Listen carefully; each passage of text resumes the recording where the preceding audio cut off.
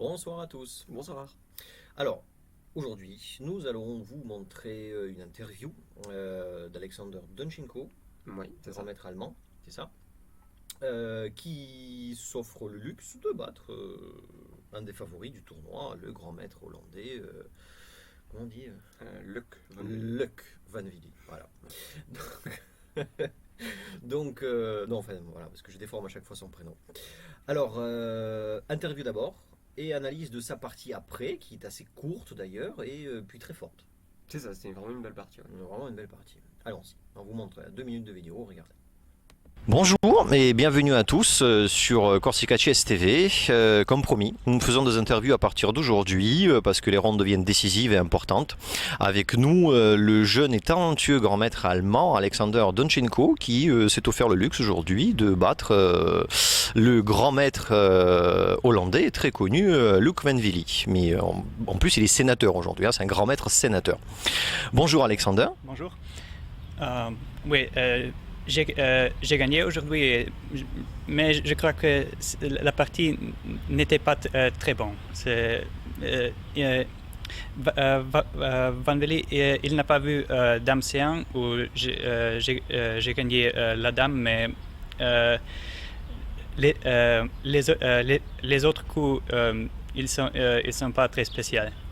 Enfin, les autres coups, ils sont peut-être pas très spéciaux, mais bon, en tout cas, la prise de la dame, la dame était enfermée, hein, c'est bien ça. Enfermer la dame d'un grand maître comme Van Willy, c'est pas évident. Donc, vous avez fait la partie. Enfin, d'ailleurs, on va analyser cette partie juste après avec Michael.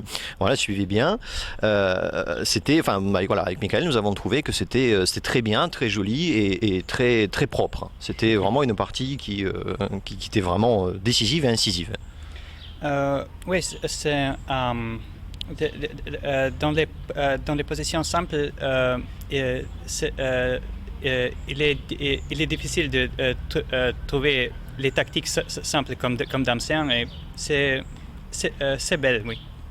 C'est ce qui fait la force d'un grand maître, voilà, d'un jeune grand maître talentueux, c'est que dans des positions simples, les positions simples sont souvent transformées dans des, voilà, et ça se finit très souvent en tactique et sur une perte de la partie. Voilà. Bon, merci Alexander d'être avec nous. Merci. Je suis très heureux parce que aujourd'hui j'ai oublié de préparer cette variation. Et donc ça va très bien pour moi ici. D'accord. Donc ça joue très bien. Bon, on vous souhaite bien sûr bonne chance et bon courage pour la suite. Merci beaucoup. Oui. Très bien. Donc vous voyez une partie en plus, Alexander vient de dire que effectivement la partie n'était pas préparée. Donc qu'est-ce que ça va être si les parties sont préparées, hein? Merci de nous suivre et on se retrouve pour la suite sur Corsica Chess TV. Voilà. Alors c'était l'interview d'Alexander qui se permet en plus de la faire en français, hein. C'est ça. Et en très bon français. C'est ça. Voilà, donc c'est un grand maître d'origine russe, de Moscou, hein, sa famille de Moscou. Et ils ont émigré en Allemagne il y a une vingtaine d'années maintenant, et il vit avec sa famille en Allemagne. Donc voilà, il est russophone, il est germanophone et francophone maintenant. Voilà. Bon allez, on regarde, c'est parti. Allez, c'est parti. Donc, Alexander Domchenko, elle est blanc. Mhm. On commence par cavalier F3, D5, G3, G6. Donc, c'est une ouverture plutôt calme pour l'instant. Fou G2, Fou G7, D4, cavalier F6 et petit roc. On met le roi à l'abri. D'accord. On est quoi sur nom d'ouverture là? Nous sommes sur quoi? C'est un début du pion de dame. Il n'y a pas vraiment de nom Ah, pas précis, vraiment je de pense. nom. Ah, d'accord, très bien. Ok, allez. B3, Ouais. petit roc, Fou B2. Les deux fous ont fait un keto, hein? C'est ça. Ok. A5. Alors le pion A5, il peut quelquefois être assez gênant. Il va essayer d'aller en A4 et soit capturer pour faire participer ensuite la tournoi en A8, soit avancer. Mhm. Et à ce moment-là, ça va gêner le Chasser fou. le fou. Voilà, ça va chasser le fou. D'accord. Donc cavalier C3 a été joué, ça empêche finalement ce pion d'avancer. Cavalier D7, E3, B5, tour E1, toutes les pièces participent. Fou B7. Et maintenant, avec les blancs, on a presque fini le développement, on a juste notre dame et notre tour à 1 qui n'ont pas encore participé, Mhm. mais finalement elles participeront plus tard. Le plan maintenant, c'est d'avancer au centre. D'accord. Et donc, Alexander Dunchenko a joué cavalier D2. Comme ça, il a une nouvelle pièce qui vise la case E4, Il avait déjà ce cavalier et là, il a le fou. D'accord, donc juste en enlevant son cavalier, il triple l'attaque sur une case. Quoi. C'est ça. Et Le il a but aussi, c'est quoi? C'est de pousser le pion? Il a aussi la tour. Le but c'est d'avancer ce pion, oui. Ouais, tout simplement. Voilà, voyez la technique, cavalier, voilà, vous savez pas trop quoi faire, hop, le cavalier sort et du coup, de une pièce, on passe à 3, hein, voire à 4, hein, qui attaque avec la tour. voilà, avec la tour. Hein. D'accord. Donc, dame B6. L'idée c'est qu'une fois que le pion avance, le pion D4, lui, est tout seul. La dame va manger le pion, c'est ça? C'est ça. Voilà, donc vous voyez, Dame à prend force de faire des vidéos sur Michael, je commence à avoir de la tactique, c'est très bien. Donc dame prend D4, pion prend D5, cavalier prend D5 et cavalier prend D5. Alors ici, il faut faire attention au fou B2 qui vise directement la dame. Mhm, Dame prend B2 a été joué, d'accord, tour B1, chassant la dame. chassant la dame prend A2, cavalier prend E7, échec, le roi se pousse. Voilà, donc là la grande tactique en fait est passée. Les noirs ont une dame finalement en A2 qui est pas très bien placée. Elle n'est plus du tout au centre de l'échiquier, elle a beaucoup de mal à revenir vers le centre d'ailleurs. Mhm. La position ici commence à être C'était la seule agréable pour les solution, c'était la seule solution, excuse-moi Michael, c'était la seule solution de mettre la dame aussi profondément dans le jeu de son adversaire. Oui, là on n'a pas eu le choix parce qu'on est venu capturer un fou. On est venu capturer une pièce avec la dame. Il n'y a pas, je sais pas, la dame peut pas s'en aller ailleurs par exemple. Ah oui, parce qu'ils ont une pièce de retard. Une pièce hein, de c'est ça retard, Ah, c'est une ça. pièce de retard. Donc Les il faut blancs la- gagnent un ils cavalier, ont- il faut récupérer la pièce. C'est le cavalier qui a été pris, d'accord, ok. Donc ils n'ont pas le choix en fait. Hein. Donc, Voilà. on prend. Tour B1, la dame s'en va, elle récupère un pion, les blancs, elle en capturer un en E7. Ouais. Donc elle est obligée en quelque sorte d'aller capturer un pion aussi. Mhm. Cavalier prend E7 et roi H8. Voilà, et là la dame est un petit peu hors jeu. C'est très propre hein, de la part des blancs quand même. Hein. C'est vraiment sans fioriture. Hein. C'est impressionnant. Hein. Vraiment, c'est très impressionnant. Allez, on y va. Cavalier E4, tour D8, cavalier D6. Et là on a deux cavaliers vraiment très très forts, hein, vraiment Mhm. installés dans le camp des noirs. Cavalier E5, Alors, je comprends pas. Juste 2 secondes. Ça laisse pas le fou en B7? alors c'est vrai, c'est vrai que ça laisse le fou, mais attention à la dame quand même. Hein. Bon, c'était pour rire, hein, c'était pour rire. Ok, très bien. Donc cavalier E5, F4. On essaye de chasser le cavalier, et ici, le Cornvelli ne veut pas partir avec ce cavalier. Il a joué tour D7, avec l'idée d'échanger le cavalier Bien E5 sûr, contre le cavalier E7. bien sûr. Il veut absolument faire partir ce mauvais, ce très très bon cavalier des blancs et très mauvais pour les noirs. Hein. Voilà. Et voilà, il est trop bien installé ici, vraiment. En plus, il contrôle une case importante qui est la case G8. Voilà, en cas c'est dangereux quand même la case G8, hein, parce que ça recule le roi vraiment face à. Ça rapproche très vite du roi, oui. Ça devient vraiment très dangereux. Donc voilà, les pièces comme ça, si vous jouez avec des pièces comme ça, essayez à tout prix de les supprimer. Ne subissez pas cette pièce, parce que c'est souvent tendance, nous avons, si elle ne fait rien sur le moment, mais elle est dangereuse, on a tendance à la laisser, on fait autre chose, etc. Mais vraiment, occupez-vous des pièces comme ça, des pièces aussi fortes de votre adversaire, parce que si vous allez tout échanger, cette pièce va finir par jouer un rôle capital. Hein. Exactement, oui. Très bien. Allez, on avance. Pion prend E5, Un cavalier. tour prend E7, cavalier prend B7, on échange les deux cavaliers, les deux cavaliers qui étaient très forts, mais il y a une idée. C'est qu'après tour prend B7, ici, les blancs ont joué dame C1, et la dame en C1 contrôle la case A3, qui était là finalement la seule case de fuite de cette dame noire. La seule case de sortie de la dame noire. Hein.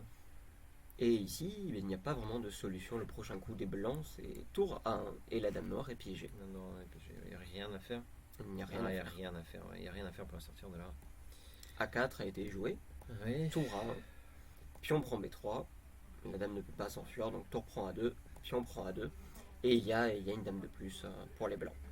Alors, juste ce passage-là m'intéresse également parce que est-ce qu'on peut revenir quelques coups en arrière? Alors, bien si sûr, oui. on revient quelques coups en arrière, voilà, c'est important de le constater. Vous voyez, c'est quand même le grand maître Van Willy qui joue, un grand maître extrêmement fort et très expérimenté.